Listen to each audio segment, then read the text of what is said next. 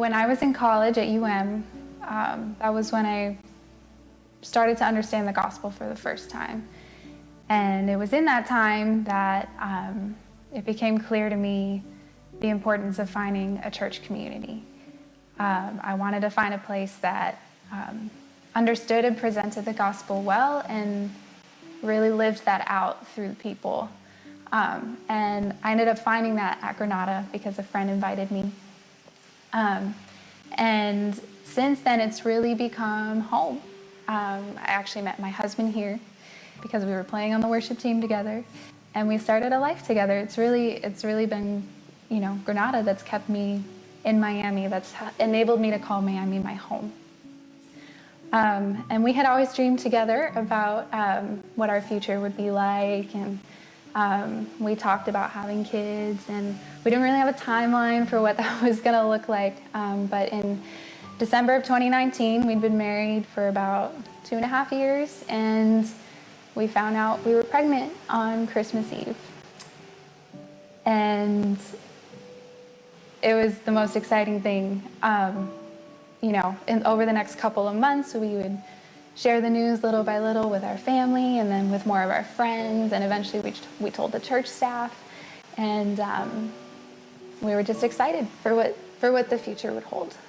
And then one day after the worship service, I went home, and I had gotten home before Sarah, so I was by myself, and I realized something was not right.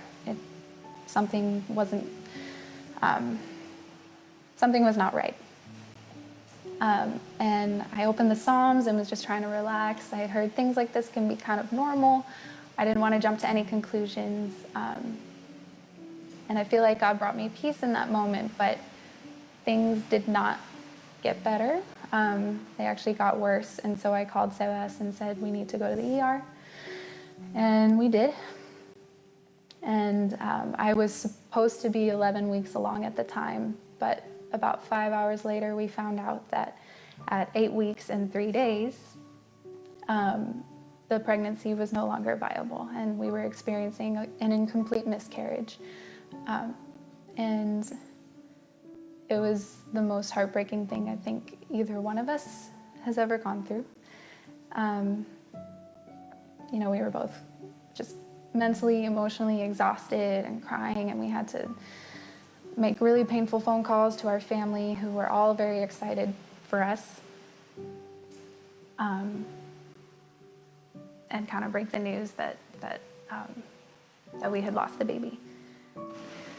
What made this time difficult was, we know in Scripture that we're never told that because you come to Christ, everything is going to be perfect. The Bible's very honest about struggling and suffering, but those were words that I had read and didn't understand until we went through what we went through.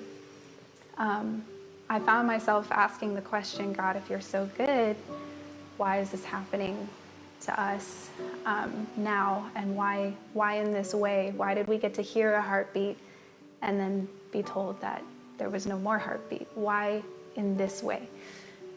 And those might be questions that I never get answers to. But one thing I was sure of 100% through that whole thing was this sense that Sebas and I were never alone through it. Our Granada community really carried the burden with us through that time.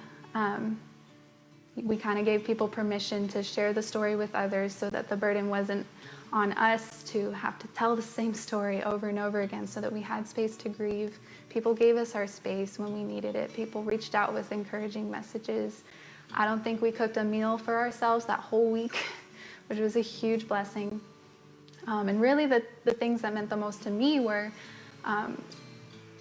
the interactions where I didn't really have to say much at all. It was just the way someone would hug you and look at you and just say, I see you. And I'm with you, and I don't understand, and I don't have the answers either, but I'm here and I'm with you. That was what meant the most to us. So I couldn't deny God's presence because of the people that he had put around us for this season. And And so I may not get the answers to my questions, but I know that God is still present. He is still good. And his timing is always perfect.